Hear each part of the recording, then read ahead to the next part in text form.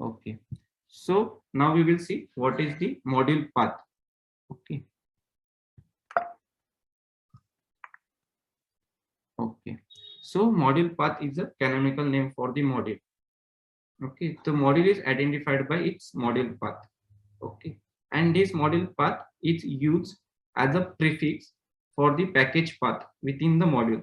Okay. So let's say there are one Go program in which there are two packages present, foo and bar, and we need to import that package in the main package. Okay, so we need to append this module path as a prefix, and then the relative path from this the root directory of the project, and then we can easily import that foo and bar package. So I will demonstrate example of this in the upcoming slides. Okay, so module path is used to identify specific module.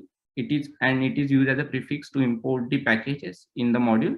And third, module path should be described what the module contains, means the what kind of code it contains, and where we can find that specific module.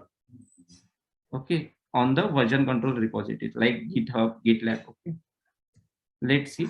So for demonstration purpose, we are using one module which is located at this directory. Okay. Okay. So let's create one Go module so that you can get end-to-end ideas. Okay. So to initialize the Go modules, there is one command: go mod init and module path. Okay. The go mod init command will initialize our Go modules and will create one new go.mod file. Okay, and in the current directory. So let's create one Go module. Okay. Okay. Okay.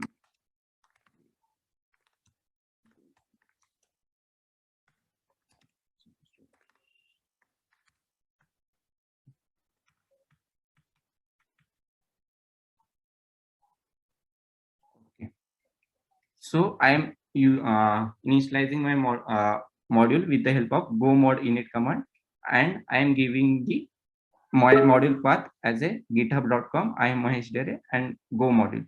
Okay. So if anyone wants to use this module, so they can find my module at this path. Okay, on GitHub. So the module path should describe what it contains. So it contains the description. Therefore, I given name as a Go module, and anybody can easily find this module on github.com. I am my repository inside the Go module. Okay, so I am initializing this Go module. Okay, so you can find that.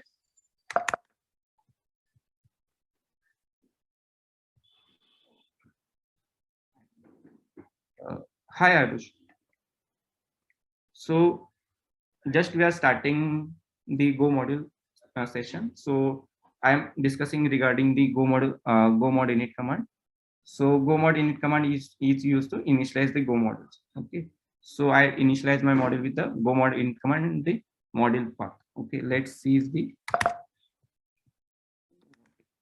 it contains. Okay. Let's open this path.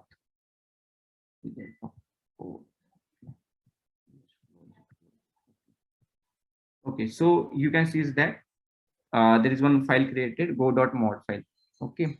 So what it contains basically, at first line it contains the module path. Okay, which is given in for the go mod command, and the second line contains on what versions these Go modules was created.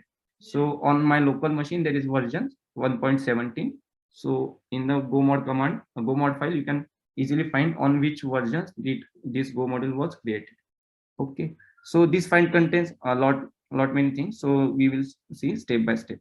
Okay, so we had initialized our Go module command. Okay, let's write some program inside the main file. Okay.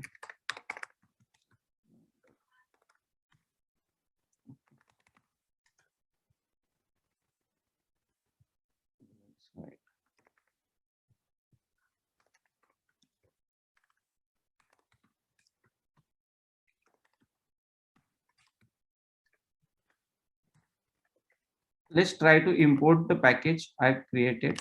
Okay.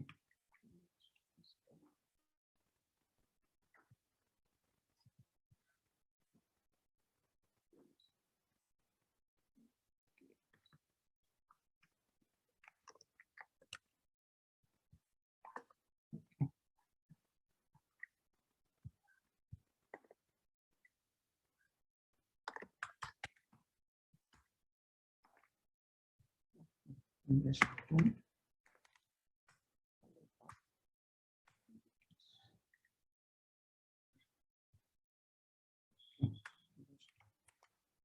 Okay. So in this way, I had imported one package published published hello. Okay. Now you can see that there is a build error which says that this particular package is not present on my local machine. Okay. So there is simple command go mod tidy. Okay. So execute that command. Okay. Let's go mod tidy. Okay. Go mod tidy. Okay. So what go mod tidy command will do? So let's first find out what it created. Okay. So it created one new file go.sum file. Okay. And let's try to open our code first. Let's see whether that build error. Okay. Let's discuss the grid hello dot hello. Oh, okay. Okay. Now that build error gone. Okay. So it created one new file go.sum.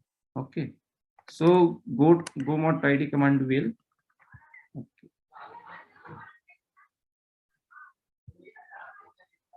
Okay. Go mod. Okay. Go mod tidy command will ensures that go mod file matches the source code in the module. Okay. That means in the Go code, we had imported the hello package, but which was not listed in the go.mod file earlier. Okay, so therefore it imported that hello package in the go.mod file, as well as it imported some other dependencies, right, which we are not using currently, but they are indirect dependencies for this hello module. Okay, so internally hello module is using text, code, and sampler as a uh, go packages internally. So they are imported as indirect in the green command. Okay, so the direct package we are using in our go code, which was imported in some other packages. So they are combined in a single bracket. So we are currently using a single package. Therefore, there is no bracket. So and the indirect packages which was imported by the hello package are listed with the keyword indirect. Okay, so you can see that there is one required directives. Okay, so it is one of the directives present in the go.mod file, which says that the minimum versions of this package needed to build our code successfully. So let's say if this package go hello if not present in my local machine, then this particular go program will not build. So we need all these packages with these versions, minimum with these versions, to build our project successfully. Okay, so we had seen two commands. One is go mod init and second is go mod tidy. Okay, so go mod tidy has done two things. First is updating this go.mod file. Second is the creating one go.sum file if not present, and it contains the import path plus the space separated versions and the encrypted hashes, right? So the go.sum file contains the cryptographic hashes of the module, okay, of direct and indirect dependencies.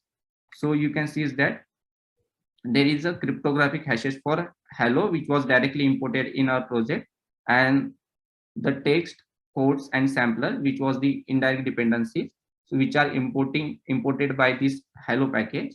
So all the packages, there is an entry for the import path, versions we are using, and the cryptographic hashes. Okay, the different go commands are using these hashes to detect whether there is any misbehavior by proxies or original servers while pushing their code to the remote repositories. Okay, so if some developers of this package, let's say hello, make some misbehavior while pushing the specific version, then the cryptographic hash will change, and thereafter we can easily see that in the diff that this hash has been changed. That means something has done wrong, or they are upgraded their package or done something changes which may break our code, so that with the help of go.sum file we can easily note down that change. Okay, so in this way go.mod file contains the three things. One, the module path. Second is a Go version on which this Go module was built. Then the required package for this module to build our code successfully. And the go.sum file contains the direct and indirect dependencies list with their current versions and the cryptographic hashes. And this cryptographic hashes is used by the different Go commands to check if any misbehavior or misdirect has been done while pushing the code of this particular package on the remote host or the Go proxy servers. Okay, that is the go.sum and go.mod file contains. Okay, so and the third thing is done by the go mod id command. So when it imports the first time on the local machine, so let me clear my screen. Okay, so if we can ls here, you can see that. Okay, is there any IMS there? Yes, you can find that. Okay, let's change.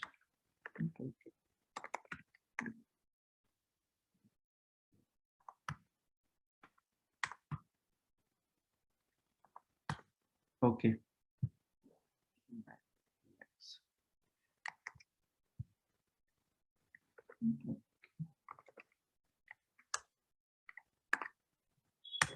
Okay. On the first lecture, I had told that Go project takes minimum time to build as compared to the other languages. So one of the reason that when we import package first time, then if we are using the Go modules, then it will import that package on the directory inside the Go path. Go is my Go path directory. Inside there is one folder we have created called pkg, and inside pkg there is a mod folder, and in the mod folder, as described in the import path, they will create subsequent directory. Okay, so they are created GitHub. Then inside GitHub there is immahesh directory, and inside Mahesh they had import go mod id command imported the specific code. Okay, for the version 0.0.1. Okay, so when the any module is imported first time in the other module, they will copy it to local machine in the pkg directory inside the pkg directory. Okay, and go tool also maintain the cache of this module, so that when we are using same package inside some other module, then it will use cache of that module compared to the module we are imported from the version control repository, that is Git. So it will take minimum time to build the project.